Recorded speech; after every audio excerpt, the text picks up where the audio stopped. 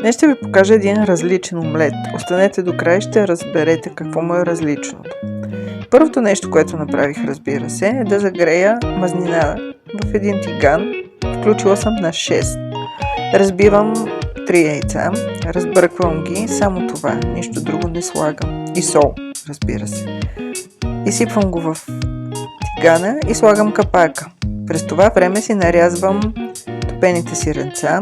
Друг път съм ги слагала цели, сега реших да ги направя на такива лентички.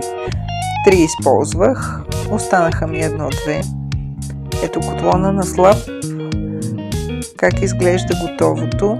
Така започвам да редя сега сиренцата върху него и трябваше да са малко по-в края и след това го навивам като палачинка.